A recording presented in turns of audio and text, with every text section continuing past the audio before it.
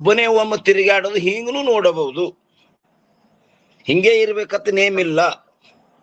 ಅಂದ್ರ ಜೀವನ್ ಮುಕ್ತರಪ್ಪರ ಜ್ಞಾನಿ ಹ್ಯಾಂಗಾರ ಇರ್ಬೋದ್ರಪ್ಪ, ಹೆಂಗಿದ್ರು ಒಳಗ್ ಮಾತ್ರ ಸಕಲ ವಿರಕ್ತಿ ಇರ್ತದ್ರಪ್ಪ. ಹೌದೇನ್ರಪ್ಪ? ಹೌದೌದ್ರಿ. ಹೊರಗೆ ಲೋಕಾಸಕ್ತಿ, ಒಳಗೆ ಸಕಲ ವಿರಕ್ತಿ ಅಂತ ಹೇಳಿರಪ್ಪ. ಹಾ,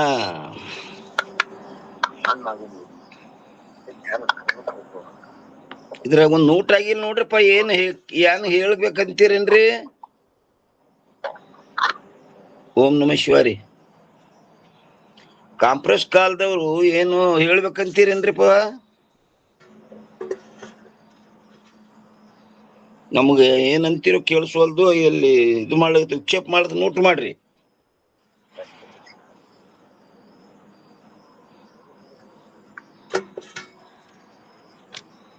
ಓಂ ನಮ ಶಿವಾರಿ.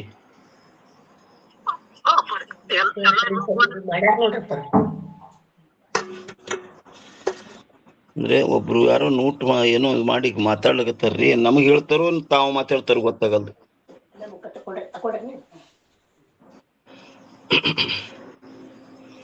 ನಾಲ್ಕನೇ ದೋಹ ನೋಡ್ರಿ ಏನಂತಾರ್ರಿ? ವಿವಿಧ ವೇಷ ಸಜಾ ಶಯನ ಉತ್ತಮ ಭೋಜನ ಭೋಗೈ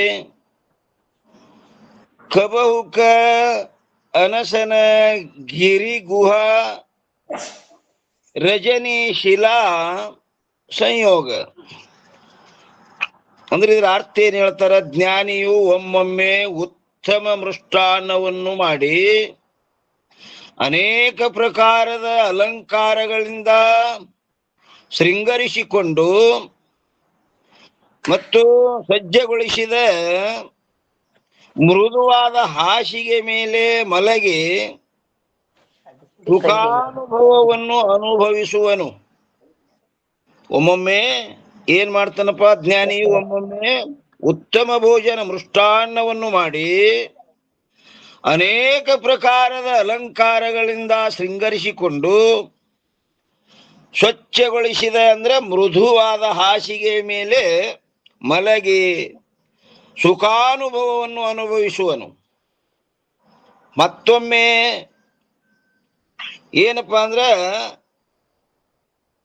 ಆಹಾರವೇ ಇಲ್ಲದೆ, ಅನಸನ ಅಂದ್ರೆ ಆಹಾರವೇ ಇಲ್ಲದೆ ಎಲ್ಲಿ ಗಿರಿ ಅರಣ್ಯಗಳಲ್ಲಿ ಹಾಗೂ ಗವಿಗಳಲ್ಲಿ ವಾಸ ಮಾಡುತ್ತಾ, ರಜನಿ ಅಂದ್ರೆ ರಾತ್ರಿಯಲ್ಲಿ ಕೇವಲ ಶಿಲಾ ಅಂದ್ರೆ ಬಂಡೆಯ ಮೇಲೆ, ಸಂಯೋಗ ಅಂದ್ರೆ ಮಲಗಿ ನಿದ್ರೆ ಮಾಡುವನು. ಒಮ್ಮೆ ಉತ್ತಮ ಭೋಜನ ಮಾಡಿ ಎಲ್ಲ ಮೃದುವಾದ ಹಾಸಿಗೆ ಮ್ಯಾಗ ಮಲಗ್ತಾನ. ಒಮ್ಮೊಮ್ಮ ಅನ್ನವೇ ಇಲ್ಲದೆ ಎಲ್ಲೋ ಗವಿಯೋ ಮತ್ತೆಲ್ಲೋ ಗುಡಿಯೋ ಬೇಡ ಒಂದು ರಾತ್ರಿ ಒಂದು ಬಂಡೆಗಲ್ಲ ಮ್ಯಾಗ ಮಲಗ್ತಾನ, ನಿದ್ರೆ ಮಾಡುವನು.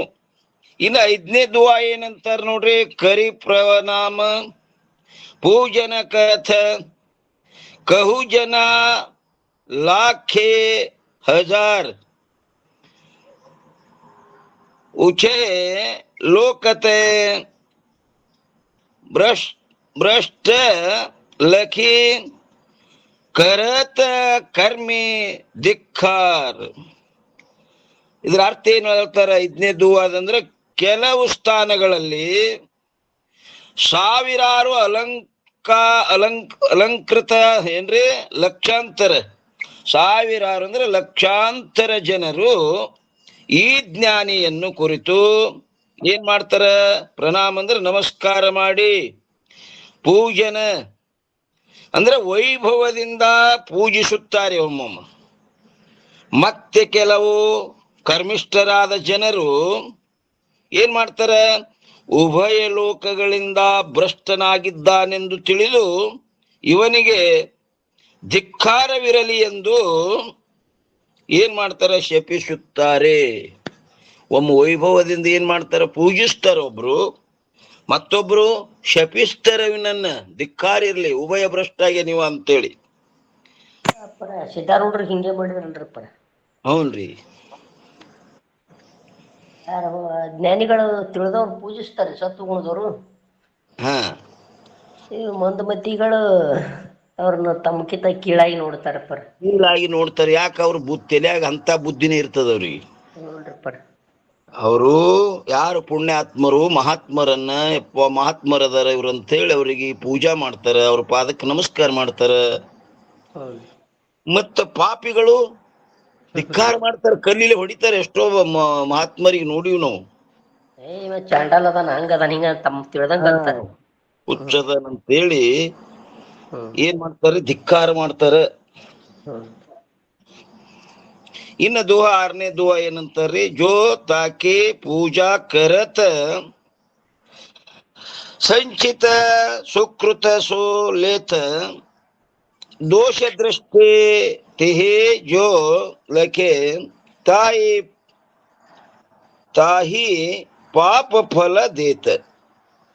ಅಂದ್ರ ಈ 6ನೇ ದುಹದ ಅರ್ಥ ಏನಂತಾರ್ರಿ, ಯಾರು ಜ್ಞಾನಿ ಪುರುಷನ ಪೂಜೆಯನ್ನು ಮಾಡುತ್ತಾರೆಯೋ ಅವರು ಅವನ ಸಂಚಿತ ಕರ್ಮಗಳಲ್ಲಿರುವ ಪುಣ್ಯವನ್ನು ಏನ್ ಮಾಡ್ತಾರ, ತೆಗೆದುಕೊಳ್ಳುತ್ತಾರೆ. ಯಾರು ಪೂಜಾ ಮಾಡಿ ಅವನನ್ನು ಸ್ತುತಿಸಿ ಅವನನ್ನು ಪೂಜಿಸಿ ಇವ್ರೇನ್ ಮಾಡ್ತಾರೆ, ಆ ಸಂಚಿತ ಕರ್ಮಗಳಲ್ಲಿರುವ ಏನು ಪುಣ್ಯವನ್ನು ತೆಗೆದುಕೊಳ್ಳುತ್ತಾರೆ.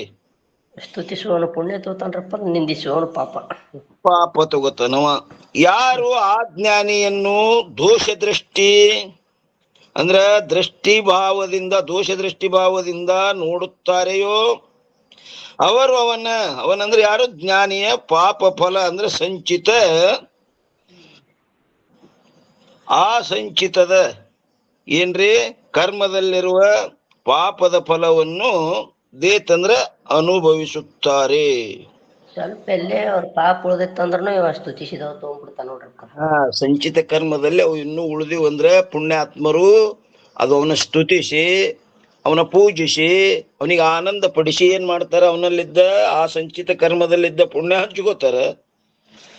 ಯಾರು ಪಾಪಿಗಳು ಏನ್ ಮಾಡ್ತಾರಪ್ಪ ಅಂತ ಕೇಳಿದ್ರ ಅವನನ್ನು ದೂಷಿಸಿ ನಿಂದಿಸಿ ತಿರಸ್ಕರಿಸಿ ಅವನಲ್ಲಿದ್ದ ಆ ಸಂಚಿತ ಕರ್ಮದಲ್ಲಿದ್ದಂತ ಏನು ಶೇಷ ಉಳಿದಿತ್ತಲ್ಲ ಅದು ಆ ಪಾಪ ಅವ್ರು ತಗೋತಾರ.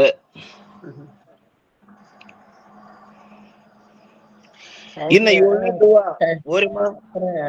ತಂತಿ ಮಾಡಿದ ಹೆಂಗ ಮಕ್ಕಳು ಅವ್ರು ಮಾಡಿದ ಹಂಚ್ಕೋತಾರ, ಹಂಗ ಇವ್ರ ಪಾಪ ಪುಣ್ಯಗಳನ್ನೆಲ್ಲಾ ತಗೊಂಡ್ಬಿಡ್ತಾರ ನೋಡ್ರಿ.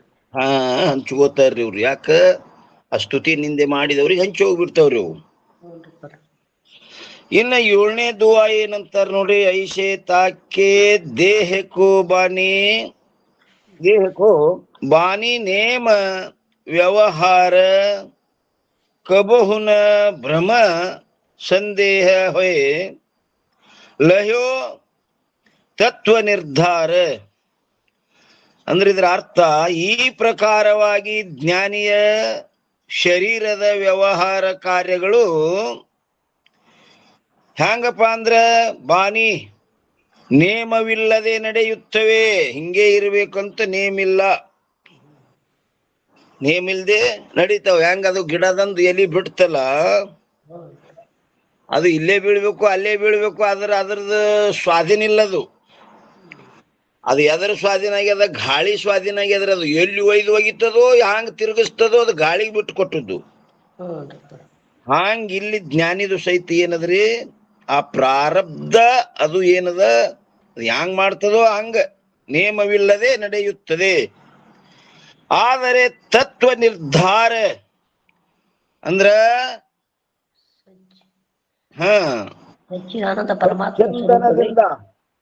ಸ್ವಚ್ಛಂದಾನದಿಂದ ಪರಬ್ರಹ್ಮ ಸ್ವರೂಪವೇ ಏನ್ರಿ, ಸಚ್ಚಿದಾನಂದ ಪರಬ್ರಹ್ಮ ಸ್ವರೂಪವೇ ನಾನಿರುವೆನೆಂಬ ದೃಢ ನಿಶ್ಚಯವು ಅದೇನಾಗಿದ್ರಿ ಪ್ರಾಪ್ತವಾದ ಮೇಲೆ ಒಮ್ಮೆಯೂ ಕೂಡ ಭ್ರಮೆಯಾಗಲಿ ಮತ್ತು ಸಂಶಯ ಆಗಲಿ ಉಂಟಾಗುವುದಿಲ್ಲ. ನಾನು ಸಚ್ಚಿದಾನಂದ ಪರಬ್ರಹ್ಮವೇ ಸ್ವರೂಪನಿದ್ದೇನೆ ಅಂತ ನಿಶ್ಚಯ ಆದ ಮೂಲಕ ಭ್ರಮ ಆಗಲಿ ಸಂಶಯ ಆಗಲಿ ಏನಾಗುದಿಲ್ರಿ, ಉಂಟಾಗುವುದಿಲ್ಲಲ್ಲಿ. ಹ್ಞೂನ್ರಿಪ್ಪ. ಹ್ಮ್ ಬಂದ ಬ್ರಹ್ಮರಹಿತ ಅಲ್ರಪ್ಪ ಅವ್ರು. ಆರ್ಯಮ ಬಂದ ಬ್ರಹ್ಮರಹಿತ ಶರೀರ ಸಹಿತ ಜೀವನ್ಮುಕ್ತರಲ್ರಪ್ಪ. ಇದ್ರು ಸಹಿತ ಅವ್ರಿಗೆ ಮತ್ತೇನರೇ ಭ್ರಮ ಆಗಿ ಹಿಂಗೇನರೇ ಸಂಶಯಾದಿಗಳು ಬರ್ತಾವೇನಂದ್ರೆ ಇಲ್ಲ. ಇನ್ನು 8ನೇದ್ದು ಏನ್ ಹೇಳ್ತಾರ ನೋಡ್ರಿ, ನಹಿತಾಕೋ ಕರ್ತವ್ಯ ಕಚು ಭಯೋ ಭೇದ ಭ್ರಮ ನಾಶ ಉಪಜೋ ವೇದ ಪ್ರಮಾಣತೆ ಅದ್ವಯ ಬ್ರಹ್ಮ ಪ್ರಕಾಶ. ಅದ್ರ ಅರ್ಥ ಏನ್ ಹೇಳ್ತಾರಪ್ಪ ಅಂತ ಕೇಳಿದ್ರೆ, ವೇದ ಪ್ರಮಾಣತೆ ಅಂದ್ರ ತತ್ವಮಸಿ ಮೊದಲಾದ ಅಂದ್ರೆ ಇನ್ನೂ ಮಹಾವಾಕ್ಯಗಳದಾವ್ ನೋಡ್ರಿ. ತತ್ವಮಸಿ ಮೊದಲಾದಂದ್ರೆ ಅವು ಐಮಾತ್ಮ ಬ್ರಹ್ಮ, ಪ್ರಜ್ಞಾನಂ ಬ್ರಹ್ಮ, ಅಹಂ ಬ್ರಹ್ಮಾಸ್ಮಿ. ತತ್ವಮಸಿ ಮೊದಲಾದ ವೇದ ವಾಕ್ಯ ರೂಪ ಪ್ರಮಾಣದಿಂದ ಅದ್ವಯ ಅಂದ್ರ ಭೇದರಹಿತವಾದ ಪರಬ್ರಹ್ಮ ಸ್ವರೂಪದ ಜ್ಞಾನವು ಉಂಟಾಗಿರುವುದರಿಂದ ಭೇದ ಭ್ರಾಂತಿ ಎಲ್ಲವೂ ಏನಾಗ್ಯದಪ್ಪ ಅಂತ ಕೇಳಿದ್ರೆ ನಾಶವಾಗಿ ಹೋಗಿದೆ. ಪಂಚ ಪ್ರಕಾರದ ಭೇದವು ನೋಡ್ರಿ ಅವೆಲ್ಲ ನಾಶ ಆಗಿ ಹೋದು. ಜೀವರ ಭೇದ, ಜೀವ ಜಡ ಭೇದ, ಈಶ್ವರ ಜಡ ಭೇದ, ಈಶ್ವರ ಜೀವ ಭೇದ. ಭೇದ ಭ್ರಾಂತಿ, ಕರ್ತೃತ್ವ ಭೋಕ್ತೃತ್ವ ಭ್ರಾಂತಿ, ಸಂಘ ಭ್ರಾಂತಿ, ವಿಕಾರ ಭ್ರಾಂತಿ, ಪಂಚ ಪ್ರಕಾರ ಭೇದ ಇಲ್ರಿ. ಬ್ರಹ್ಮಕ್ಕೆ ಭಿನ್ನವಾಗಿರುವ ಜಗತ್ತಿನಲ್ಲಿ ಸತ್ಯತ್ವದ ಭ್ರಾಂತಿ. ಭೇದ ಭ್ರಾಂತಿ ಎಲ್ಲವೂ ಏನಾಗ್ಯದಪ್ಪ ಅಂತ ಕೇಳಿದ್ರೆ ನಾಶವಾಗಿ ಹೋಗಿದೆ. ಅದರಿಂದ ಅವನಿಗೆ, ಯಾರಿಗೆ, ಜ್ಞಾನಿಗೆ ಸ್ವಲ್ಪವೂ ಕೂಡ ಕರ್ತವ್ಯವಿರುವುದಿಲ್ಲ. ಕೃತ್ಯ ಭಾವರಪ್ಪರವರು. ಕೃತಕೃತ್ಯ. ಯಾಕಂದ್ರೆ ಅವು ಭೇದ ಭ್ರಮನೇ ಹರಿದು ಹೋಗ್ಯದ, ಮತ್ತ್ಯಾನ್ ಮಾಡೋದು ಅದರಲ್ಲಿ ಮಾಡ್ಬೇಕಾದದ್ದೇನು ಉಳಿದ ಇಲ್ಲ ನೋಡ್ರಿ. ಜ್ಞಾನಿಯ ವ್ಯವಹಾರದಲ್ಲಿ ನೇಮದ ಬಗ್ಗೆ ಆಕ್ಷೇಪ ಮಾಡ್ತಾರ್ರಿ. ಜ್ಞಾನಿಯ ವ್ಯವಹಾರದಲ್ಲಿ ನೇಮದ ಬಗ್ಗೆ ಆಕ್ಷೇಪ ಅಂದ್ರೆ ಸಂಶಯ ಮಾಡ್ತಾರ. 455 ಜ್ಞಾನಿಯು ಸಮಾಧಿ ಹಾಗೂ ಶರೀರ ನಿರ್ವಾಹಕ್ಕಿಂತಲೂ ಅಧಿಕವಾಗಿ ಪ್ರವೃತ್ತಿ ಆಗಬಾರದೆಂಬ ನೇಮದ ಬಗ್ಗೆ ಆಕ್ಷೇಪ. ಏನ್ ಹೇಳಿದ್ರಿ? ಜ್ಞಾನಿಯು ಸಮಾಧಿ ಹಾಗೂ ಶರೀರ ನಿರ್ವಾಹಕ್ಕಿಂತಲೂ, ಅದು ಕಟ್ಟಬೇಕಟ್ಟೆ, ಅಧಿಕವಾಗಿ ಪ್ರವೃತ್ತಿಯಾಗಬಾರದೆಂಬ ನೇಮದ ಬಗ್ಗೆ ಆಕ್ಷೇಪ. ಹೆಚ್ಚಿಗೆ ಜೀವನ್ಮುಕ್ತರಾದ್ಮೇಲೆ ಮತ್ತೆ ಯಾಕೆ ಜ್ಞಾನಿ ಈ ಕಡೆ ಬರ್ಬೇಕು, ಯಾಕೆ ಪ್ರಪಂಚ ವ್ಯವಹಾರ ಮಾಡ್ಬೇಕಂತಾರೆ ಇವ್ರು.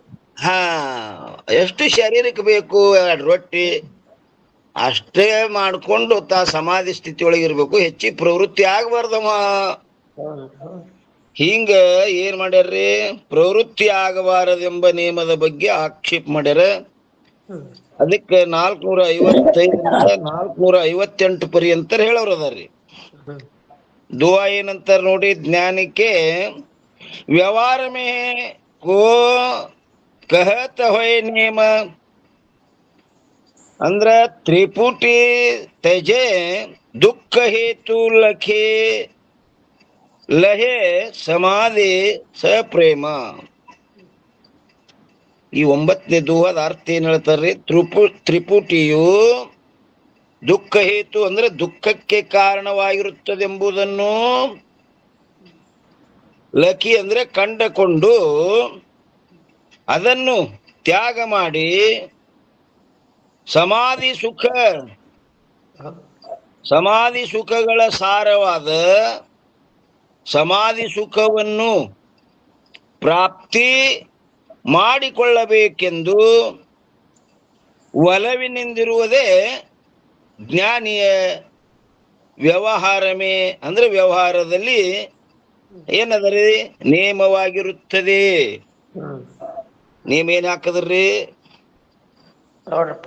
ಏನು ಸಮಾಧಿ ಸುಖಗಳ ಸಾರವಾದ ಸಮಾಧಿ ಸುಖವನ್ನೇ ಪ್ರಾಪ್ತಿ ಮಾಡಿಕೊಳ್ಬೇಕು ಅನ್ನುವಂತ ಒಲವಿನಿಂದ ಇರುವುದೇ ಜ್ಞಾನಿ ವ್ಯವಹಾರ. ಹಾ ಆ ವ್ಯವಹಾರದಲ್ಲಿ ಮೇವ್ ಇರ್ತದ. ಉಳ್ದದ್ದು ಈ ಪ್ರಪಂಚದೊಳಗೆ ಯಾಕೆ ಅವರು ಹಾಕ್ಬೇಕು, ಕಣ್ಣ ಹಾಯಿಸ್ಬೇಕು?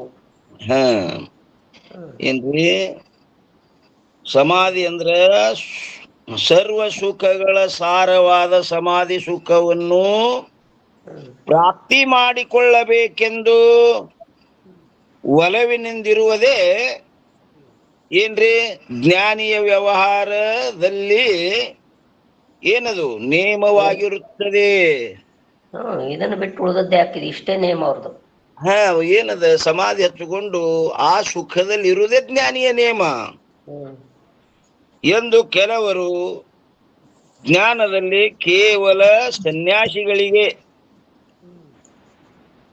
ಏನ್ರಿ ಜ್ಞಾನಿಗಳಿಗೆ ಸನ್ಯಾಸಿಗಳಿಗೆ ಕೆಲವರು ಜ್ಞಾನದಲ್ಲಿ ಕೇವಲ ಸನ್ಯಾಸಿಗಳಿಗೆ ಮಾತ್ರ ಅಧಿಕಾರವಿರುವುದೆಂದು ಹೇಳುವ ಶಂಕರಾನಂದ ಸ್ವಾಮಿ ಮೊದಲಾದವರು ಹೇಳಿರುತ್ತಾರೆ.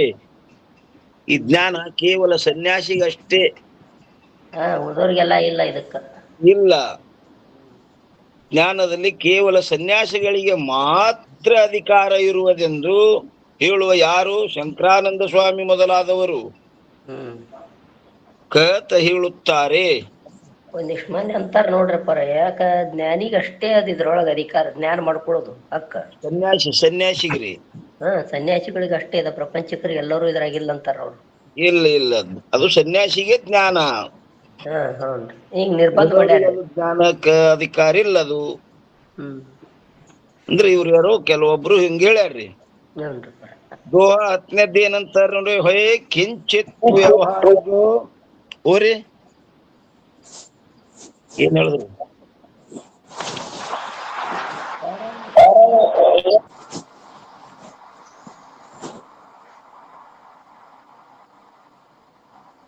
ಏನ್ ಕೇಳೋದಿದ್ರು ಕೇಳ್ತಿಲ್ಲ, ಮ್ಯೂಟ್ ಮಾಡ್ರಿ. ಏನದ್ರಪ್ಪ ಏನಂದ್ರು ನೋಟ್ರಿ ಮಾಡ್ರಿ, ಏನ್ ಹೇಳ್ತೀರಿ? 10ನೇ ದೂಹ ನೋಡ್ರಿ, ಹೊಯ್ ಕಿಂಚಿತ್ ವ್ಯವಹಾರಜೋ ಭಿಕ್ಷಾಸನ ಜಲಪಾನ ಬೋಳೆ ನಾಯಿ ಸಮಾಧಿ ಸುಖ ಹೊಯ್ ತ್ರಿಪುಟಿತ ಗ್ಲಾನ. ಅರ್ಥ ಏನಂತಾರ ನೋಡ್ರಿ 10ನೇ ದೂಹದು. ಕಿಂಚಿತ್ ಅಂದ್ರೆ ಕೇವಲ ಅಲ್ಪ ಸ್ವಲ್ಪ ವ್ಯವಹಾರಗಳಾದ ಯಾವ ಭಿಕ್ಷಾಸನ ಅಂದ್ರೆ ಭಿಕ್ಷೆ ಬೇಡಿ, ಊಟ ಮಾಡುವ ಹಾಗೂ ಜಲಪಾನ ಅಂದ್ರೆ ನೀರು ಕುಡಿಯುವ ವ್ಯವಹಾರಗಳಲ್ಲಿ ಮಾತ್ರ ಇದ್ದು, ಶರೀರ ನಿರ್ವಾಹಗೋಸ್ಕರವಾಗಿ ಊಟ ಮಾಡೋದು, 4 ಮನಿ ಭಿಕ್ಷೆ ಬೇಡುದು, 2 ರೊಟ್ಟಿ ತಂದದು ಉಣೋದು, ಮತ್ತೆ ನೀರು ಕುಡಿಯುವುದು ವ್ಯವಹಾರಗಳಲ್ಲಿ ಮಾತ್ರ ಇದ್ದು, ತ್ರಿಪುಟಿತೆ ಅಂದ್ರೆ ತ್ರಿಪುಟಿಯಿಂದ ದುಃಖವಾಗುವುದೆಂದು ತಿಳಿದು ಯಾವಾಗಲೂ ಸಮಾಧಿ ಸುಖವನ್ನು ಏನು ಮರೆಯಬಾರದು ಅಂತ ನೇಮ ಹಾಕಿದ್ರು ಅವನಿಗೆ. ಇಷ್ಟೇ ಮಾಡ್ಬೇಕು ಅವ್ರು. ಏನು ಭಿಕ್ಷೆ ಮೋಕ್ಷವೇ ಗತಿ ಅಂತ ಹೇಳ್ಯಾರ. ಅದಕ್ಕೆ ಇಟ್ಟು ಮಾಡಿ ತನ್ನ ಹೊಟ್ಟಿ ತುಂಬಿಸ್ಕೊಂಡು ಸುಮ್ಮ ತಮ್ಮ ಏನ್ ಅನ್ನೋ ಸ್ವರೂಪ ಆನಂದ ಸ್ಥಿತಿಗೆ ಹೋಗುದು ಅಷ್ಟೇ ಕೆಲಸ ಇವ್ರದು. ಸಮಾಧಿ ಸ್ಥಿತಿಯಲ್ಲಿ ಇರುವುದೇ ಒಂದು ನಿಯಮ ಅವನಿಗೆ. ಇನ್ನ ಏನ್ ಹೇಳ್ತಾರ್ರಿ 11ನೇ ದೂಹ ಏನ್ ಹೇಳ್ತಾರ ನೋಡಿ, ಲಣೈ ಪ್ರಯತ್ನ ಸಮಾಧಿ ಕೋ ಪುನಿ ಜ್ಞಾನಿ ಯಹ ಹಿತ ಜೋ ಸಮಾಧಿ ಸುಖ ತಜೆ ಭ್ರಮತ್ ನರ ಕೂಖರ ಖರ ಪ್ರೇತ. ಅಂದ್ರೆ ಅದ್ರ ಅರ್ಥ ಏನ್ ಹೇಳ್ತಾರಪ್ಪ ಅಂತ ಕೇಳಿದ್ರೆ, ಈ ತ್ರಿಪುಟಿಮಯವು ದುಃಖವಾಗಿರುವುದೆಂಬ ಕಾರಣದಿಂದ ಜ್ಞಾನಿಯು ಪುನಃ ಸಮಾಧಿಕೋ ಅಂದ್ರೆ ಸಮಾಧಿಯನ್ನು ಹೊಂದುವುದಕ್ಕೆ ಪ್ರಯತ್ನವನ್ನು ಮಾಡಬೇಕು. ಒಂದು ವೇಳೆ ಯಾವನಾದರೂ ಸಮಾಧಿ ಸುಖವನ್ನು ತ್ಯಾಗ ಮಾಡಿ ತಿರುಗಾಡಿದ್ದಾದರೆ ಅಂಥ ಪುರುಷನು ಕೂಕರನಾಯಿ ಅಂದ್ರೆ ಕತ್ತೆ ಪ್ರೇತ ಪಿಶಾಚಿಗಳ ಹಾಗೆ ಭ್ರಮತ ತಿರುಗಾಡಿದಂತೆ ಆಗುತ್ತದೆ. ಜ್ಞಾನಕ್ಕಷ್ಟೇ ಹಂಬಲಿಸಬೇಕು, ವ್ಯವಹಾರ ಮಾಡಿದ್ರೆ ಹಿಂಗ ಆತು ಅಂತಾರ್ರಿ ಅವ್ರ ಪರವ್ರು. ಹಾ, ಕಿಂಗೆಲ್ಲ ಕೂಕರ ಅಂದ್ರೆ ನಾಯಿ, ಕರ ಅಂದ್ರೆ ಕತ್ತೆ, ಪ್ರೇತ್ ಅಂದ್ರೆ ಪಿಶಾಚಿಗಳು ತಿರುಗಾಡದಂಗ ಆಗ್ತದ ಅವ ಹಿಂಗ್ ತಿರುಗಾಡ್ಲಕತ್ತಂದ್ರೆ. ಹ್ಮ್ ಇನ್ನ ಎಷ್ಟು 12ನೇ ದೂವ ಏನ್ ಹೇಳ್ತಾರ ನೋಡ್ರಿ. ಗೌಡಪಾದ ಮುನಿ ಕಾರಿಕ ಲೇಖೋ ಸಮಾಧಿ ಪ್ರಕಾರ ಜ್ಞಾನಿ ತಜೆ ವಿಕ್ಷೇಪಯೋ ಲಹೆ ಸಕಲ ಸುಖ ಸಾರ.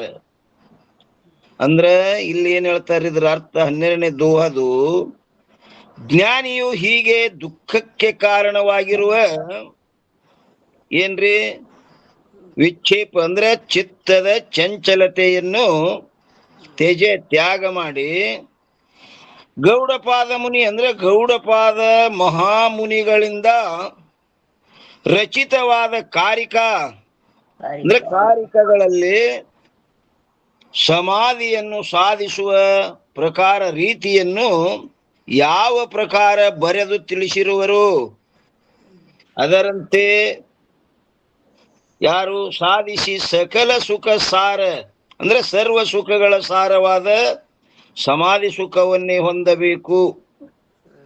ಆ ಗೌಡಪಾದ ಮುನಿಗಳು ಕಾರಿಕದಲ್ಲಿ ಸಮಾಧಿ ಸುಖವನ್ನು ಹ್ಯಾಂಗ ಸಾಧಿಸ್ಬೇಕು ಅನ್ನೋದಲ್ಲಿ ಬರೆದರ ಆ ಗ್ರಂಥದಳು ನೋಡಿ ಅವ್ರು ಆ ರೀತಿ ಇರಬೇಕು ಅಂತ ನೇಮ್ ಹಾಕ್ಲಿಕತ್ತಾರ್ರಿ. ಹ್ಞೂನ್ರಪ್ಪ.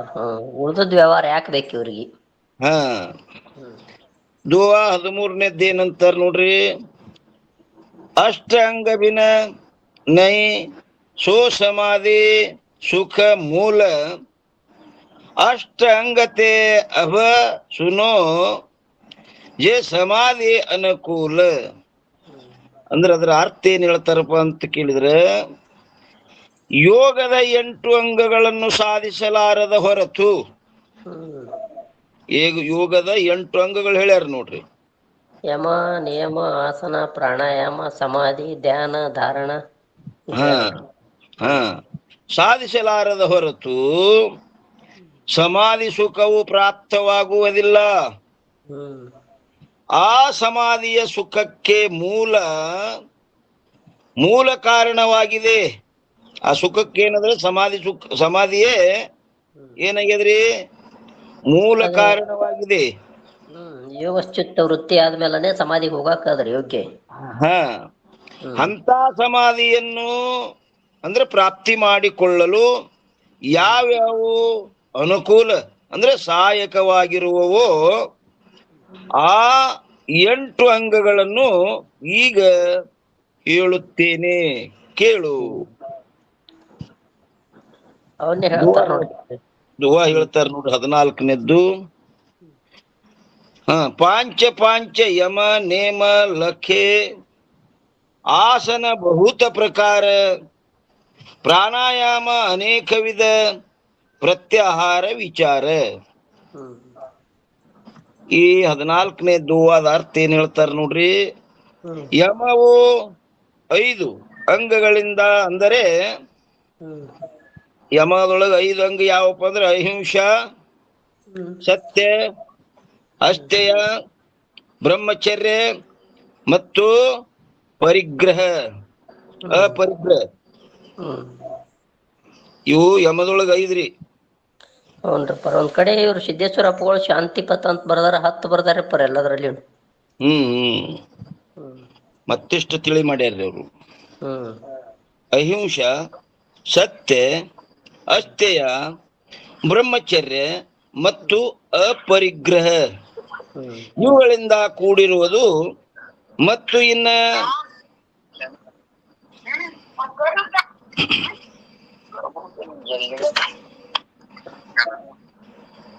ಕೇಳ್ಸಲ್ದೇನ್ರಿ? ಹ್ಞೂನ್ರಪ್ಪ. ಪಾಂಚ ಅಂದ್ರೆ 5 ಅಂಗಗಳಿಂದ ಅಂದ್ರೆ ಶೌಚ, ಇವು ಮತ್ ಹೇಳ್ಯಾರ ನೋಡ್ರಿ.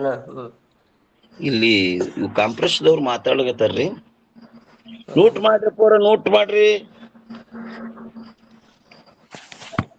ಯಮದೊಳಗೆ ಹೇಳಿದ್ರಿ ಅವ್ರಿಗಿನ್ನ ನೇಮದೊಳಗೆ ಪಾಂಚ ಅಂದ್ರೆ 5 ಅಂಗಗಳಿಂದ, ಅಂದರೆ ಶೌಚ, ಸಂತೋಷ ಮತ್ತು ತಪಸ್ಸು, ಸ್ವಾಧ್ಯಾಯ ಮತ್ತು ಈಶ್ವರ ಪ್ರಣಿಧಾನ ಹ್ಮ್ ಇವುಗಳಿಂದ ಕೂಡಿರುವುದೆಂದು ಲಖಿ ಅಂದ್ರೆ ತಿಳಿ, ಏನು ನೇಮ. ಹ್ಮ್ ಇನ್ನ ಮೂರನೇದ್ದು ಆಸನ. ಹ್ಮ್ ಕೂಡುವ ಪದ್ಧತಿಯು ಬಹುತ ಪ್ರಕಾರ, ಬಹಳ ಪ್ರಕಾರವಾಗಿರುವುದು. ಹ್ಮ್ ಕೂಡು ಪ್ರಕಾರ ಬಹಳ ಪ್ರಕಾರ ಆಗ್ಯದಂತಾರ್ರಿ.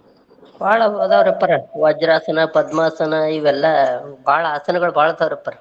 ಹಾ, 84 ಪ್ರಕಾರ ಆಸನದವ ಅಂತ ಹೇಳ್ಯಾರ್ರಿ ಅವು. ಹ್ಞೂನ್ರಿ. ಇನ್ನ ನಾಲ್ಕನೇದ್ದು ಪ್ರಾಣಾಯಾಮ. ಹ್ಮ್ ಪ್ರಾಣಾಯಾಮವು ಅನೇಕ ವಿಧ, ಹ್ಮ್ ಅನೇಕ ರೀತಿಯಾಗಿರುವುದು.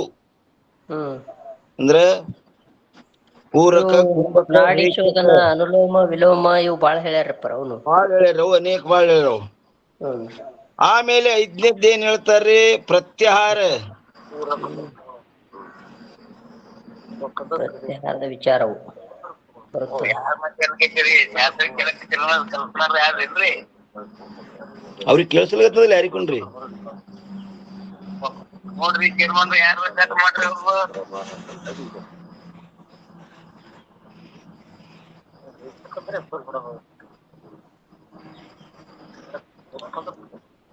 ನೋಟ್ ಮಾಡಿ ಮಾತಾಡ್ರಿ ಪೂರ ನೀವು. ಓಂ ನಮ ಶಿವಾರಿ. ಅವ್ರು ಕೇಳಿಸ್ಕೊಂಡೇನ್ರಿ. ಮತ್ತ ಅದು ಚಾಲು ಹಾಕಿಟ್ಟಾರ ಇಂದ್ರಿ ಕಡೆ ನಮಗ್ ಕೇಳಿಸ್ಲಿಕ್ಕಾನು? ಅಪ್ಪವ್ರಿ ಬಂದ್ ಮಾಡ್ರಿ, ಪೌರ ಬಂದ್ ಮಾಡ್ರಿ. ಐದನೇದ್ದು ಏನ್ ಹೇಳ್ತಾರ ನೋಡ್ರಿ? ಪ್ರತ್ಯಾಹಾರದ ವಿಚಾರ ಬರುತ್ತದೆ. ಪ್ರತ್ಯಾಹಾರದ ವಿಚಾರವು ಬರುತ್ತದೆ. ಹ್ಮ್ ದೋಹ ನೋಡ್ರಿ ನಂತರ. ಹ ಜಟೋಧಾರನ ಧ್ಯಾನ ಪುಣೆ ಅರುಸವಿಕಲ್ಪ ಸಮಾಧಿ ಅಷ್ಟಂಗ ಏ ಸಾಧಿಕೆ ನಿರ್ವಿಕಲ್ಪ ಆರಾಧಿ. ಅಂದ್ರೆ ಅದ್ರ ಅರ್ಥ ಏನ್ ಹೇಳ್ತಾರೆ? 15ನೇದು ಅದು. ಇನ್ನ ಆರನೇದೇ ಧಾರಣ. ಧಾರಣ. ಧಾರಣ ಅಂದರೆ ಶುಭವಾದ ವಸ್ತುವಿನಲ್ಲಿ ಏನ್ರಿ ಚಿತ್ತವನ್ನು ಸ್ಥಿರವಾಗಿ ನಿಲ್ಲಿಸುವುದೇ ಅಭ್ಯಾಸವೇ ಧಾರಣ. ಧರಿಸೋದ್ ನೋಡ್ರಪ್ಪ. ಧಾರಣ ಅಂದ್ರೆ ಏನಪ್ಪಾ ಅಂದ್ರೆ ಶುಭವಾದ ವಸ್ತುವಿನಲ್ಲಿ ಚಿತ್ತವನ್ನು ಸ್ಥಿರವಾಗಿ ನಿಲ್ಲಿಸುವ ಅಭ್ಯಾಸವೇ ಧಾರಣ. ಅದೇ ಸ್ವರೂಪ ಧಾರಣ ಮಾಡೋದೇ ಧಾರಣ ನೋಡ್ರಪ್ಪ. ಹಾ, ಶುಭವಾದ ವಸ್ತು ಯಾವ್ದಪ್ಪ? ಸ್ವರೂಪ. ಮತ್ತೊಂದು ಎಲ್ಲ ಅಶುಭ ಇದಾವ. ಹ್ಞೂನ್ರಿ. ಇರುವುದು ಪುನಿ. ಮತ್ತು ಏಳನೇದ್ದು ಧ್ಯಾನ. ಹ್ಮ್ ಪರಮಾತ್ಮನ ವಿಷಯಕವಾದ ಅನುಸಂಧಾನ. ಹ್ಮ್ ಧ್ಯಾನ ಅಂದ್ರೆ ಏನ್ರಿ? ಪರಮಾತ್ಮನ ವಿಷಯಕ್ಕಾಗಿ ಅನುಸಂಧಾನ. ಅವನೇ ನಾನು, ನಾನೇ ಅವನು, ಹ್ಞೂನ್ರಪ್ಪ. ಇದು ಅನುಸಂಧಾನ. ಹ್ಮ್ ಮತ್ತು ಇನ್ನು ಎಂಟನೇದ್ದು ಸವಿಕಲ್ಪ ಸಮಾಧಿ. ಸವಿಕಲ್ಪ ಸಮಾಧಿಯಾಗಿರುತ್ತದೆ. ಹ್ಮ್ ಈ ಅಷ್ಟಾಂಗ ಅಂದ್ರೆ 8 ಅಂಗದ ಅಂಗಗಳನ್ನು ಸಾಧಿಸಿ, ಅಂದ್ರೆ ನಿರ್ವಿಕಲ್ಪ ಸಮಾಧಿಯನ್ನು ಪ್ರಾಪ್ತಿ ಮಾಡಿಕೊಳ್ಳಬೇಕು. ಈ ಇದ್ರೊಳಗೆ ತೊಡಗುವುದು ಸವಿಕಲ್ಪ ಸಮಾಧಿ ಇರಪ್ಪರ. ನಾನು ಇದನ್ನ ತಿಳ್ಕೊಕನು ಭಾವ ಅದ್ರಪ್ಪರ, ನಾ ಕಲ್ಪನೆ ಅದ. ಹಾ, ಇನ್ನು ಇದನ್ನೆಲ್ಲ ಕರಗತ ಮಾಡ್ಕೊಂಡಿಂದ ನಿರ್ವಿಕಲ್ಪ ಸಮಾಧಿ ನೋಡ್ರಪ್ಪ, ಏನೊಂದು ಇಲ್ಲದ್ದು ತಾನಾಗಿ. ಹಾ, ಅದು ಈ ಸವಿಕಲ್ಪ ಸಮಾಧಿ ಸಾಧಿಸಿದ ನಂತರ ನಿರ್ವಿಕಲ್ಪ ಸಮಾಧಿ ಹೋಗ್ಲಿಕ್ಕೂ ಬರ್ತದ್ರಿ ಅವನಿಗೆ. ಹ್ಞೂನ್ರಪ್ಪ. ಅಪ್ಪರ ಇದು ಆಸನಗಳು 84 ಪ್ರಕಾರ ಅಪ್ಪರ ಒಟ್ಟು. ಹಾ, 84 ಹೇಳ್ಯಾರ್ರಿ. ಆದ್ರ ಅವು ಯಾವ್ಯಾವ ಅನ್ನೋದಿಲ್ಲ, ಅಷ್ಟು ಸಂಖ್ಯೆ ಹೇಳಿಬಿಟ್ಟಾರ್ರಿ. ಹ್ಮ್ 84 ಪ್ರಕಾರ. ಪ್ರಾಣಾಯಾಮನು ಬಹಳ ಪ್ರಕಾರ ಹೇಳ್ಯಾರ. ರೇಚಕ, ಪೂರಕ, ಕುಂಭಕ ಅಂತ ಇನ್ನೂ ಹೇಳಿದ್ರ. ಲೋಮ ಆನೇನು ಹೇಳಿದ್ರಿ ನೀವು? ನಾಡಿ ಶೋಧನದೊಳಗ ಅನುಲೋಮ ವಿಲೋಮ ಭಸ್ತ್ರಿಕಾ ಇವು ಅದಾವ್ರಪ್ಪರ. ಹಾ, ಬಹಳ ಅವ್ರಿ ಅವು. ಹ್ಮ್ ಇನ್ನ 16ನೇದು ಏನ್ ಹೇಳ್ತಾರೆ? ಸುನಿ ಸಮಾಧಿ. ಇನ್ನ ಕರ್ತವ್ಯತ, ತತ್ವದೃಷ್ಟಿ, ದೇತ, उत्तर कछो बाकत नहीं लख तिही बखत ಸಪ್ರೇತ. ಅಂದ್ರ ಇದೇನಲ್ರಿ, ಇಲ್ಲಿ ಅರ್ಥ ಏನಂತಾರ್ರಿ? ಜ್ಞಾನಿಯು ಅಷ್ಟಾಂಗ ಯೋಗದ್ವಾರ ಸಮಾಧಿಯನ್ನು ಸಾಧಿಸಬೇಕೆಂಬ ಕರ್ತವ್ಯತ ಅಂದ್ರ ಕರ್ತವ್ಯತ್ವವನ್ನು ಕೇಳಿ, ಅಂದ್ರ ಜ್ಞಾನಿ ಹಿಂಗ ಸಾಧಿಸ್ಬೇಕು, ಸಮಾಧಿ ಸಾಧನೆಗಳನ್ನ ಸಾಧಿಸ್ಬೇಕು, ಹಿಂಗೆ ಇರಬೇಕು ಅನ್ನುವಂತಹದ್ದು ಕೇಳಿ ತತ್ವದೃಷ್ಟಿ ಏನ್ ಮಾಡ್ತಪ್ಪ ಅಂತ ಹೇಳಿ ಮಾಡ್ದಂದ್ರ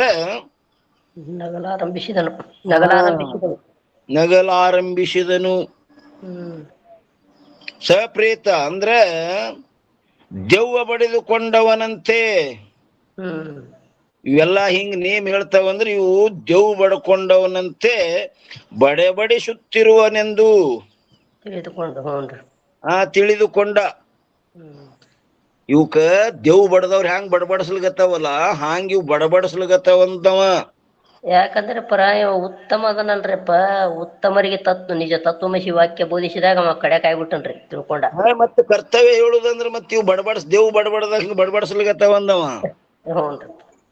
ಅವನಿಗೆ ಆ ಕರ್ಮಿಗೆ ಏನೇನು ಉತ್ತರ ಕೊಡದೆ ಏನದ ಅವನ ಕೂಡ ಮಾತನ್ನು ಸಹಿತ ಆಡದೆ ಹೋಗಿಬಿಟ್ಟನು. ಇವ್ರು ಏನ್ ತಿಳಿಬೇಕಾದ ತಿಳಿದಲ್ಲ, ನನಗ್ ತಿಳ್ಕೊಂಡ್ಬಿಟ್ನಲ್ರಿ ಪರ. ಇದು ಇವು ಎದಕ್ ಬೇಕು? ಇನ್ನು ಸಾಧನ ಯಾವಾಗ ಅಧಿಕಾರಿ ಆಗೋ ವೇಳೆಗೆ ಅವು ಹಾರಿ ಹೋಗ್ಯವ್ರಿ ಅವೆಲ್ಲ. ಹ್ಞೂನ್ರಿ ಪರ, ಮುಮುಕ್ಷ ದೇಶ ಬಂದಾಗ ಹೋಗ್ಬಿಟ್ಟಿರ್ತಾವ್ರಿ. ಮತ್ ಇವು ಜ್ಞಾನಿ ಆದ ಬಳಿಕ ಮತ್ ಇವ ಸಾಧಿಸ್ಬೇಕತ್ತನಂದ್ರ ಇವಕ್ ದೇವ್ ಬಡದದ ಹುಚ್ಚತ್ಯದಂದವ. ಇನ್ನು ನೇಮ್ ಹಾಕ್ಲಿಗತ್ತಾವೆಲ್ಲ. ಎಲ್ಲಿ ತನ ನೇಮ್ ಹಾಕ್ತಿ ಅಲ್ಲಿ ತನ ಭಯ ಹೋಗುದಿಲ್ಲ ಇಂದವು. ಹೌದ್ರಪ್ಪರ,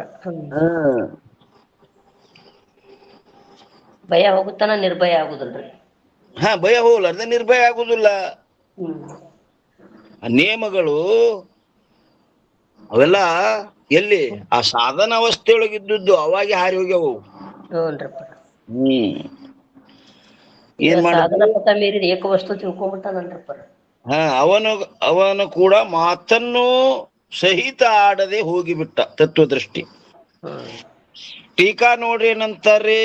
ಸಪ್ರೇತ ಅಂದರೆ ಭೂತವು ಆವೇಶಯಾಗಿ ಏನಂತಾರ್ರಿ? ಆವೇಶವಾಗಿ ಉಳ್ಳವನು ಯಾವ ಪ್ರಕಾರ ಬಡಬಡಿಸುವನೋ ಅದರಂತೆ ತನ್ನ ಇರುವಿಕೆಯನ್ನು ಬಿಟ್ಟು ಅನ್ಯವನ್ನು ಹೇಳುವುದನ್ನು ಕೇಳಿ ತತ್ವದೃಷ್ಟಿಯು ನಗಲಾರಂಭಿಸಿದನು. ತನ್ನ ಇರುವಿಕೆ ಏನದ? ಸಚ್ಚಿದಾನಂದ ಸ್ವರೂಪ ಅದ, ನನ್ನ ಇರುವಿಕೆ ಅದ. ಅದನ್ನು ಬಿಟ್ಟು ಇವು ಮತ್ತು ಇನ್ನು ಏನೇನು ನೇಮ ಹಾಕ್ತಾನಂದ್ರ ಇವಕ್ ದೇವ್ ಬಡದಂತ ಹೇಳಿ ಏನ್ ಮಾಡ್ದಪ್ಪ ಅಂತ ಕೇಳಿದ್ರೆ ನಗಲಾರಂಭಿಸಿದ. ಅನ್ಯದುಹಗಳ ಲಕ್ಷ್ಯಾರ್ಥವು ಸ್ಪಷ್ಟವಿರುತ್ತದೆ.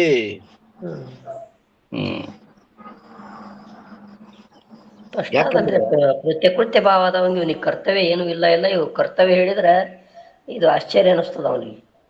ಇವಕ್ ಹುಚ್ಚತ್ಯದ, ದೇವ್ ಬಡದದ, ಇವ್ ದೇವ್ ಬಡಬಡಿಸ್ತಾವಲ್ಲ ಹಂಗ ಬಡಬಡಿಸ್ಲಾಗತ್ತಾವ. ಯಾಕಂದ್ರ ತಮ್ಮ ಇರುವಿಕೆ ಗೊತ್ತಿಲ್ಲ ಇವಕಿನ ಅಂತ. ಇವಕ್ ಏನ್ ಮಾತಾಡೋದು ಇಂಥವ್ ಕುರುಗೂಡ. ಇನ್ನ ಗ್ವಾಡಿ ಕೂಡ ಮಾತಾಡೋದು ಚಲೋ, ಅದು ಗ್ವಾಡಿ ಒಂದ್ಸಲ ಗಪ್ಪರ್ ಇರ್ತದ. ಇಂಥವ್ ಕೂಡ ಮಾತಾಡಿ ಏನು ಪ್ರಯೋಜನ ಇಲ್ಲ ಅಂತ ಹೇಳಿ ಅವ್ರು ಏನ್ ಮಾಡಿದ್ರಿ? ಹೋಗಿಬಿಟ್ಟವ.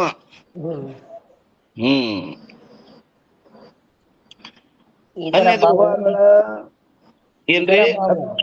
ಅಕ್ಷರಾರ್ಥವು ಸ್ಪಷ್ಟವಿರುತ್ತವೆ. ಇದರ ಭಾವವು ಈ ಪ್ರಕಾರವಿರುತ್ತದೆ. ಏನದಪ್ಪ ಅಂದ್ರೆ ಜ್ಞಾನಿಯ ಶರೀರ ವ್ಯವಹಾರದಲ್ಲಿ ನೇಮವಿರುವುದಿಲ್ಲ. ಏನಂತಾರ್ರಿ? ಜ್ಞಾನಿಯ ಶರೀರ ವ್ಯವಹಾರದಲ್ಲಿ ನೇಮವಿರುವುದಿಲ್ಲ. ಯಾಕಂದರೆ ಜ್ಞಾನಿಯು ವ್ಯವಹಾರದಲ್ಲಿ ಅಜ್ಞಾನವು ಹಾಗೂ ಅಜ್ಞಾನದ ಕಾರ್ಯವಾದ ಭೇದ ಭ್ರಾಂತಿಯು ಹ್ಮ್ ಅದರಂತೆ ಭೇದ ಭ್ರಮೆಯ ಕಾರ್ಯಗಳಾದ ರಾಗದ್ವೇಷ ರೇಷಾದಿಗಳಂತೂ ಇರುವುದೇ ಇಲ್ಲ. ಹ್ಮ್ ಏನ್ ಹೇಳಿದ್ರಿ, ಇದ್ರ ಭಾವ ಏನ್ ಹೇಳಿದ್ರಿ ನೋಡ್ರಿ. ನೋಡ್ರಿ ಪರ ಇವನಿಗೆ ಜ್ಞಾನಿಗೆ ವ್ಯವಹಾರದಲ್ಲಿ ಅಜ್ಞಾನವೂ ಇಲ್ಲ, ಅಜ್ಞಾನದ ಕಾರ್ಯವಾದ ಭೇದ ಭ್ರಾಂತಿನೂ ಇಲ್ಲ. ಹ್ಮ್ ಅದರಂತೆ ಭೇದ ಭ್ರಮೆಯ ಕಾರ್ಯಗಳಾದ ಭೇದ ಭ್ರಮೆ ಯಾಕಾಗ್ತಾವ ಅಂದ್ರೆ ರಾಗದ್ವೇಷದಿಂದ ಆಗ್ತಾವ್ರಿ ಪರ. ಭೇದ ಭ್ರಮೆ ಕಾರಣ ಏನ್ರಿ? ಅಜ್ಞಾನೇ ಹೋಗ್ಬಿಟ್ಟದ. ಹ್ಞೂನ್ರಿ ಪರ. ಭೇದ ಭ್ರಾಮ್ಯ ಹುಟ್ಟಿಸುವುದು ಅಜ್ಞಾನ ಮೂಲ ತಳಗಿನ ಅಜ್ಞಾನೇ ಹೋಗ್ಬಿಟ್ಟದ್ರಿ. ಪರ ಹ್ಞೂನ್ರಿ. ಹ್ಮ್ ಈಗ ಈ ಶರೀರ ಪುಣ್ಯ ಪಾಪ ಕರ್ಮದಿಂದ ಹುಟ್ಟಿದ ಪುಣ್ಯ ಪಾಪ ಕರ್ಮರ ಯಾಕಂತ ಅಂದ್ರೆ ರಾಗದ್ವೇಷನೇ ಇಲ್ಲಲ್ರಿ ಪರ ಇವನಿಗೆ. ಮೂಲ ಅಜ್ಞಾನ ಹೋಗ್ಬಿಟ್ಟದ್ರಿ ಅಮ್ಮ. ಅದು ಹೋಯ್ತಂದ್ರ ಮುಂದಿನಕ್ಕೆ ಯಾವಕ ಇರುವಿಕೆ ಇಲ್ಲ. ಅಜ್ಞಾನದಿಂದನೇ ಭೇದ ಬಂದದ, ಭೇದದಿಂದನೇ ರಾಗದ್ವೇಷ, ಇವ್ಯಾವೂ ಇಲ್ಲ ಇಲ್ಲ. ಹಿಂಗಾಗ್ಯದ ನೋಡ್ರಿ. ಹ್ಮ್ ನೋಡ್ರಿ ಏನಂತಾರ ಇದ್ರ ಭಾವ ಏನೋ ನೋಡ್ರಿ. ಇದರ ಭಾವವು ಈ ಪ್ರಕಾರವಿರುತ್ತದೆ. ಜ್ಞಾನಿಯ ಶರೀರ ವ್ಯವಹಾರದಲ್ಲಿ ನಿಯಮವಿರುವುದಿಲ್ಲ. ನಿಯಮ ಇಲ್ರಿ. ಯಾಕಂದರೆ ಜ್ಞಾನಿಯ ವ್ಯವಹಾರದಲ್ಲಿ ಅಜ್ಞಾನವು ಹಾಗೂ ಅಜ್ಞಾನದ ಕಾರ್ಯವಾದ ಭೇದ ಭ್ರಾಂತಿಯು ಜಗತ್ತಿನ ಭ್ರಾಂತಿನೇ ಇಲ್ಲಲ್ರಿ ಪರ. ಅದರಂತೆ ಭೇದ ಭ್ರಮೆಯ ಕಾರಣಗಳಾದ ರಾಗದ್ವೇಷಗಳಂತೂ ಇರುವುದೇ ಇಲ್ಲ. ಇದು ಬೇಕನ್ನೋದಿಲ್ಲ, ಬ್ಯಾಡ ಅನ್ನೋದಿಲ್ರಿ. ಮತ್ತೇನೆಂದರೆ ಜ್ಞಾನಿಗಾದರೂ ಕೂಡ ಪ್ರಾರಬ್ಧ ಕರ್ಮಗಳ ಶೇಷವಾಗಿ ಉಳಿದಿರುತ್ತವೆ. ಅದೇ ಅಷ್ಟರ ಮೇಲೆ ನಿಂತ ನೋಡ್ರಿ, ಪ್ರಾರಬ್ಧ ವಶ ಆ ಕರ್ಮಗಳೇ ಅವನ ವ್ಯವಹಾರದಲ್ಲಿ ಏನಾಗ್ತವಪ್ಪ? ನಿಮಿತ್ತವಾಗಿರುತ್ತವೆ. ಕೆಲಸ ಏನ್ ಮಾಡ್ತಾನ ಕಾರ್ಯಗಳಂದ್ರ ನೋಡೋರ್ ಕಣ್ಣಿಗೆ ಪ್ರಾರಬ್ಧ ವಶಾತ್ ಮಾಡ್ತಾನ್ರಿ ಪರ ಅಷ್ಟೇ. ಆ ಪ್ರಾರಬ್ಧವು ಅಂದ್ರೆ ಏನ್ರಮ್ಮ? ಪರ ಪ್ರಯತ್ನಂತಿ ನ ನಿವೃತ್ತಿ ಪ್ರಾರಬ್ಧ. ಪ್ರಯತ್ನಂತಿ ನ ನಿವೃತ್ತಿ. ಪ್ರಯತ್ನ ಮಾಡಿದ್ರು ಯಾವುದು ನಿವೃತ್ತಿ ಆಗಂಗಿಲ್ಲ ನೋಡ್ರಿ. ಅವಾಗ ಪ್ರಾರಬ್ಧ ಒಪ್ಪಬೇಕು. ಮೊದಲೇ ಪ್ರಾರಬ್ಧ ಒಪ್ಪುವುದಿಲ್ಲ. ಪ್ರಯತ್ನ ಮಾಡಿದ್ರು ಸಹಿತ ನಿವೃತ್ತಿ ಆಗ್ಲಿಲ್ಲಲ್ಲ, ಅವಾಗ ಪ್ರಾರಬ್ಧ. ಪ್ರಯತ್ನಂತಿ ನ ನಿವೃತ್ತಿ. ಏನಂದ್ರಿ? ಪ್ರಾರಬ್ಧ ಕರ್ಮಗಳು ಶೇಷವಾಗಿ ಉಳಿದಿರುತ್ತವೆ. ಆ ಕರ್ಮಗಳೇ ಅವನ ವ್ಯವಹಾರದಲ್ಲಿ ನಿಮಿತ್ತವಾಗುತ್ತವೆ. ಆ ಪ್ರಾರಬ್ಧ ಕರ್ಮವು ಪುರುಷ ಭೇದದಿಂದ ಅನೇಕ ಪ್ರಕಾರವಾಗಿರುತ್ತದೆ. ಅನೇಕ ಪ್ರಕಾರ: ಮಂದ, ತೀವ್ರ, ಮಧ್ಯ, ಸುಪ್ತ. ಏನ್ರಿ ಪ್ರಾರಬ್ಧ ಎಷ್ಟು ಪ್ರಕಾರ ರೀ? ಮಂದ, ತೀವ್ರ, ಸುಪ್ತ. ಮಂದ, ಮಧ್ಯ, ತೀವ್ರ, ಸುಪ್ತ. ಈ 4 ಪ್ರಕಾರ. ಆ 4 ಪ್ರಕಾರದಾಗ ಮತ್ತ ಮಂದದೊಳಗ 3 ಪ್ರಕಾರ ರೀ, ಮಧ್ಯದೊಳಗ 3 ಪ್ರಕಾರ, ತೀವ್ರದೊಳಗ 3 ಪ್ರಕಾರ, ಮತ್ತ ಸುಪ್ತದೊಳಗ 3 ಪ್ರಕಾರ. 3 4 12 ಪ್ರಕಾರ ಪ್ರಾರಬ್ಧ ರೀ. 3 ಪ್ರಕಾರ ಯಾವ್ಯಾವ್ರಮ್ಮ ಅವು? ನೀವೇ ಹೇಳ್ಬೇಕ್ರಪ್ಪ. ಇಚ್ಛಾ, ಅನಿಚ್ಛಾ, ಪರೇಚ್ಛ. ಇಚ್ಛಾ, ಅನಿಚ್ಛ, ಪರೇಚ್ಛ. ಮಂದದೊಳಗ ಇಚ್ಛಾ, ಅನಿಚ್ಛ, ಪರೇಚ್ಛ 3. ಮಧ್ಯದೊಳಗ ಇಚ್ಛಾ, ಅನಿಚ್ಛ, ಪರೇಚ್ಛ. ಇನ್ನು ತೀವ್ರದೊಳಗೂ ಇಚ್ಛಾ, ಅನಿಚ್ಛ, ಪರೇಚ್ಛ. ಸುಪ್ತದೊಳಗೂ ಇಚ್ಛಾ, ಅನಿಚ್ಛ, ಪರೇಚ್ಛ. ಎಲ್ಲದ್ರೊಳಗು ತನ್ನ ಇಚ್ಛೆಯಿಂದ ಒಂದಿಷ್ಟು ಮಾಡ್ತಾನ್ರಿ, ಪರ ಇಚ್ಛೆಯಿಂದ ಒಂದಿಷ್ಟು ಮಾಡ್ತಾನ, ಒಂದಿಷ್ಟು ಅನಿಚ್ಛೆಯಿಂದ ಮಾಡ್ತಾನ್ರಿ. ತನ್ನ ಇಚ್ಛೆನೂ ಇಲ್ಲ, ಪರರ ಇಚ್ಛೆ ಇಲ್ಲ, ಅನಿಚ್ಛ. ಹಿಂಗ 3 4 12 ಪ್ರಕಾರ ಪ್ರಾರಬ್ಧ ಹೇಳ್ಯಾರ್ರಿ. ಅನೇಕ ಹೇಳ್ಯಾರ ನೋಡ್ರಿ. ಅಂದ್ರೆ ಪುರುಷ ಭೇದದಿಂದ ಅನೇಕ ಪ್ರಕಾರವಿರುತ್ತದೆ. ಆದ್ದರಿಂದ ಜ್ಞಾನಿಯ ವ್ಯವಹಾರವು ಪ್ರಾರಬ್ಧ ಕರ್ಮ ಜನ್ಯವಿರುವುದರಿಂದ ನೇಮಬದ್ಧವಿರುವುದಿಲ್ಲ. ಇದು ಸಿದ್ಧಾಂತ ಪಕ್ಷವಿರುತ್ತದೆ. ಏನಾದ್ರಿ ಸಿದ್ಧಾಂತ ಪಕ್ಷದಿದು. ಹ್ಞೂ. ಸಿದ್ಧಾಂತ ಅಂದ್ರಿ ಅಂತ್ಯ ನಿರ್ಣಯಕ್ಕೂ ಸಿದ್ಧಾಂತರ ಪರ. ಅಂತ್ಯ ನಿರ್ಣಯ, ಮತ್ತೊಂದು ಇದಕ್ಕ ಮತ್ತೊಂದು ನಿರ್ಣಯ ಇಲ್ಲ, ಸಿದ್ಧಾಂತ. ಅಬಾಧಿತ ವಸ್ತು ಅಬಾಧಿತ ನಿಶ್ಚಯ, ಅರ್ಥಕ್ಕೂ ಸಿದ್ಧಾಂತ. ಅಬಾಧಿತ ಅರ್ಥ ನಿಶ್ಚಯಕ್ಕೂ ಸಿದ್ಧಾಂತ ರೀ. ಸಿದ್ಧಾಂತ. ದೃಷ್ಟಾಂತಾದಿಗಳು ಬಾಧಿತ ಅರ್ಥವನ್ನು ಸಿದ್ಧ ಮಾಡಿ ಕೊಡ್ತಾವ್ರಿ ಅವು. ಹ್ಞೂನ್ರಿಪ್ಪರ. ಸಿದ್ಧಾಂತ ಹಂಗಲ್ಲ, ಅಬಾಧಿತ ಅರ್ಥ ನಿಶ್ಚಯ ಮಾಡ್ತದ್ರಿ ಅದು. ಇದು ಎಂದೂ ಬಾಧೆ ಹೊಂದಲಾರದನ್ನೇ ನಿಶ್ಚಯ ಮಾಡಿಕೊಡ್ತಾರೆ. ಕೆಲವರು ಅನ್ನೋದ್ರ ಮ್ಯಾಗ ಇಲ್ಲೊಂದು ಟಿಪ್ಪಣಿ ಕೊಟ್ಟಾರ ನೋಡ್ರಮ್ಮ, 477. ಕೆಲವರು ಕೇವಲ ಸನ್ಯಾಸಿಗಳಿಗೆ ಮಾತ್ರ ಜ್ಞಾನದಲ್ಲಿ, ಎಲ್ಲಿ ಬಂದಿತ್ರಿ ಇದು? ಇಲ್ಲೇ